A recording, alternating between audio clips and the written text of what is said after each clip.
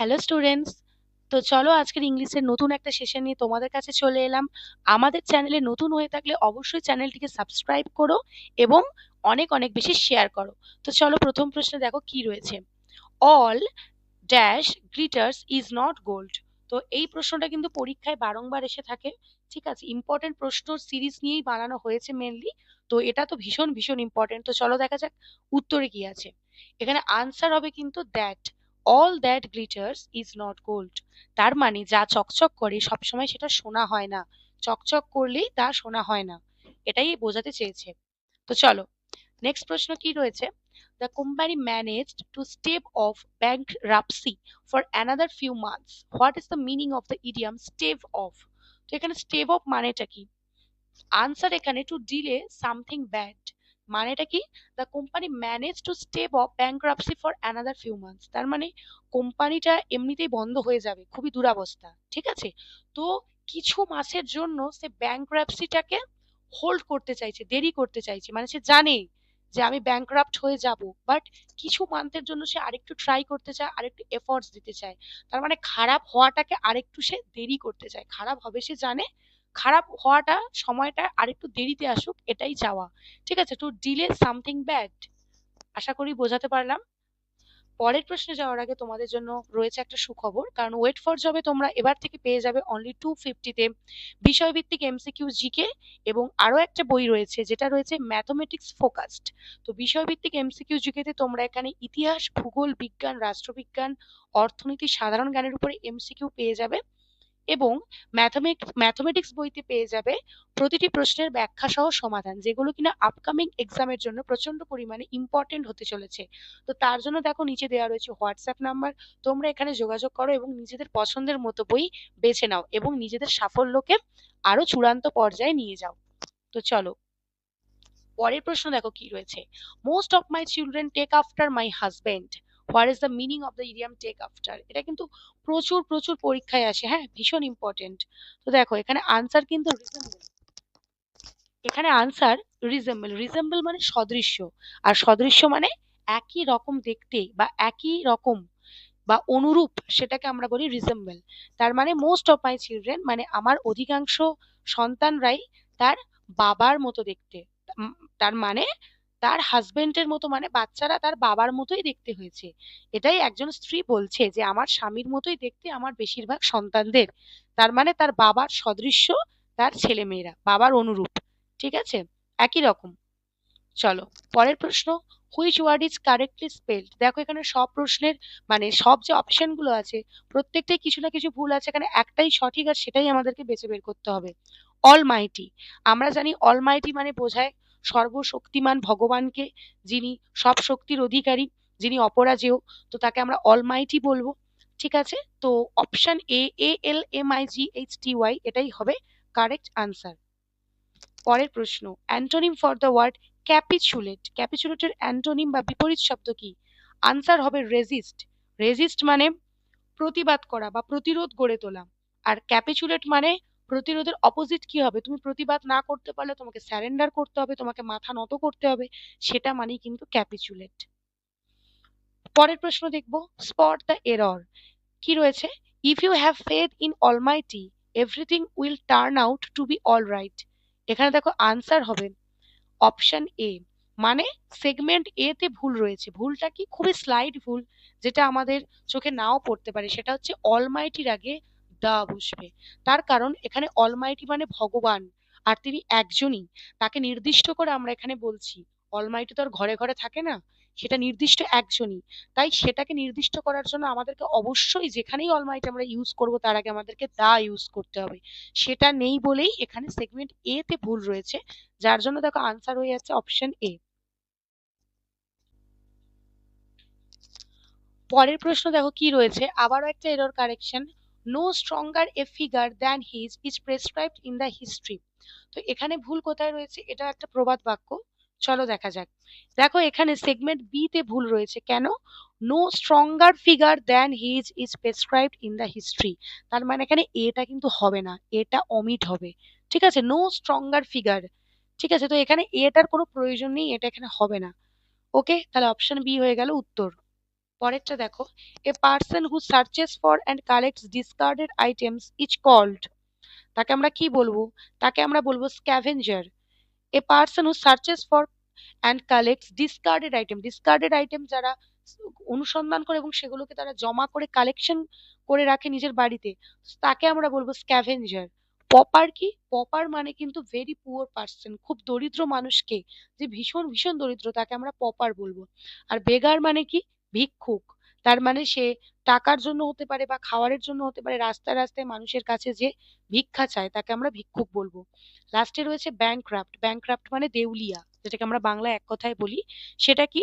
A person declared by law as unable to pay their debts, মানে যে কিনা ল এর দ্বারা যাকে আইডেন্টিফাই করা হয়েছে যে কিনা তার ধার বা ঋণ পরিশোধ করতে অক্ষম, তাকে আমরা বলবো দেউলিয়া বা ব্যাংক্রাফট। ওকে, পরেরটা দেখো, I am well versed dash English, আবারও অ্যাপ্রোপ্রিয়েট প্রিপোজিশন।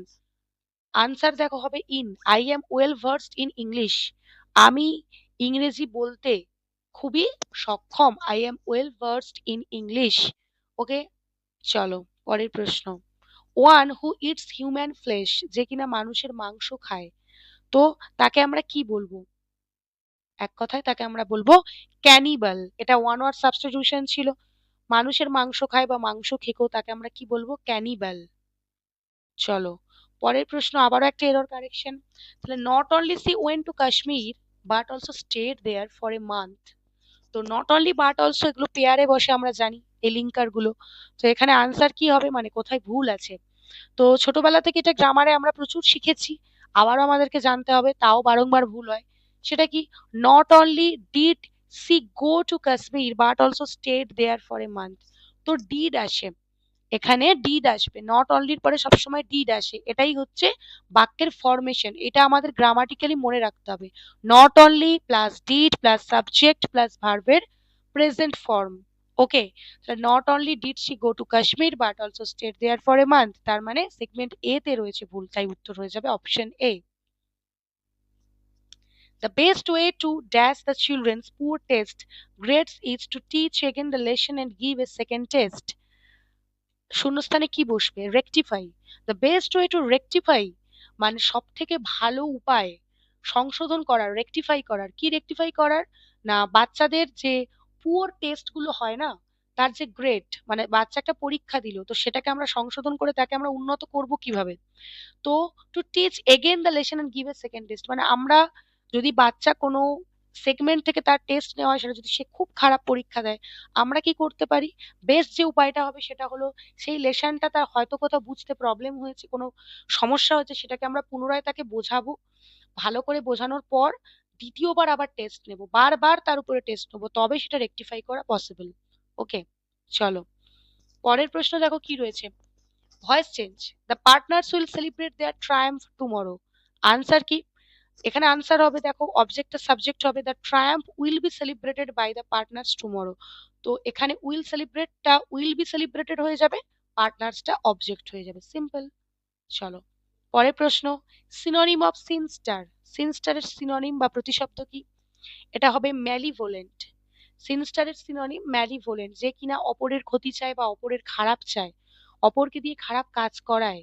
ঠিক আছে, বাকি অপশনগুলোর মানে একটু জেনে নেবো। বেনিভোলেন্ট মানে কিন্তু যে কিনা ম্যানকাইন্ড বা মানুষের উপকার করে, উপকারী স্বভাব বা যার কাইন্ড নেচার, মানুষের সবসময় ভালো করে বা ভালো চায়, তাকে আমরা বলবো বেনিভোলেন্ট। অসপিশিয়াস, অসপিশিয়াস মানে এটার মানে হলো কন্ডিউসিভ টু সাকসেস বা ফেভারেবল। অসপিশিয়াস মানে যখন আমরা বলি না এটা অসপিশিয়াস ডে, মানে খুব স্পেশাল একটা ডে, একটা শুভ দিন। ঠিক আছে, শুভ দিন বা সাফল্যের দিন, সব দিনকে তো আমরা শুভ বলি না, তার বিশেষ দিনক্ষণ থাকে, শুভ লগ্ন বা শুভ মুহূর্ত থাকে, সেটাকে আমরা বলবো অসপিশিয়াস। আর ম্যাগনানিমাস, ম্যাগনানিমাসটা কি?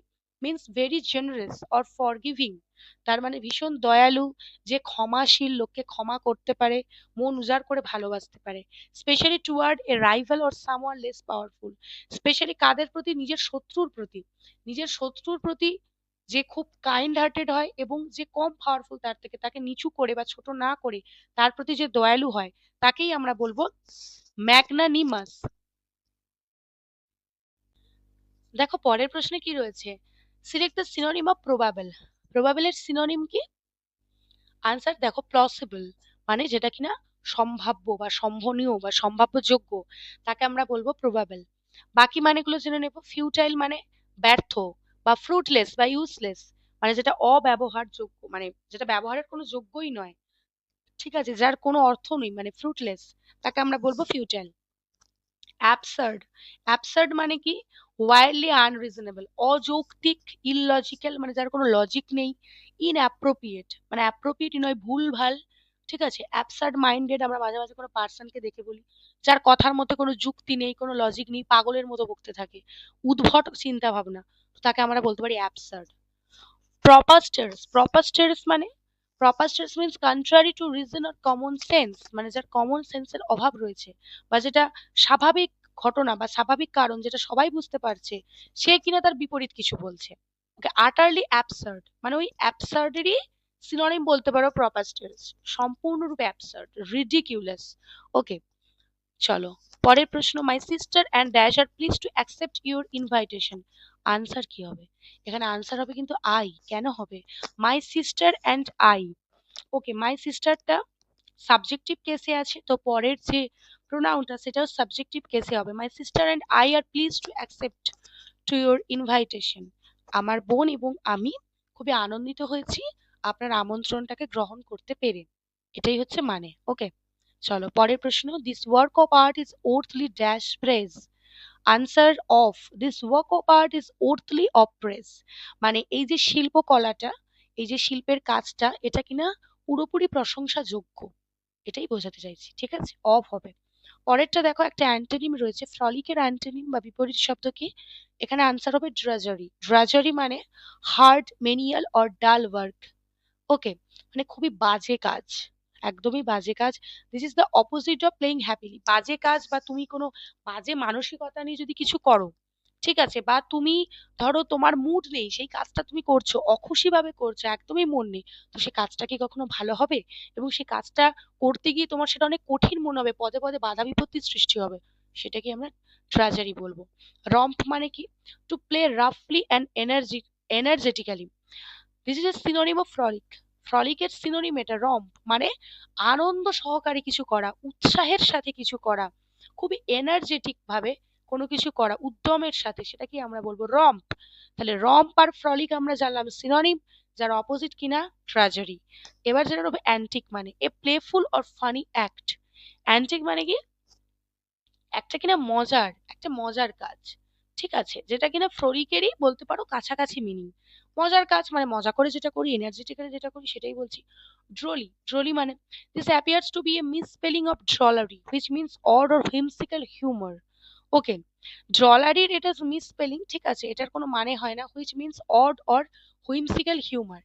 ওকে, পরের প্রশ্ন। অ্যান্টোনিম ফর এভিডেভিট, এভিডেভিটের অ্যান্টোনিম বা বিপরীত শব্দ কি? স্ল্যান্ডার। স্ল্যান্ডার হচ্ছে বিপরীত শব্দ। স্ল্যান্ডার মানেটা জেনে নেবো, the action or crime of making a false spoken statement damaging to a person's reputation. তার মানে একটা পার্সনের খ্যাতি নষ্ট করে একটা মিথ্যা বচন, ঠিক আছে, বা একটা কোনো দোষ, দোষের কাজ, তাকে আমরা বলবো স্ল্যান্ডার। বাকি মানেগুলো দেখো দেওয়াই আছে। চলো পরের প্রশ্ন। The visit had a unique start with the president dash his home state and in doing so dash his priorities। এরকম ধরনের শূন্যস্থান পূরণ কিন্তু প্রায়ই আসে। তো শোকেসিং হবে প্রথমে, তারপর হবে সিগন্যালিং।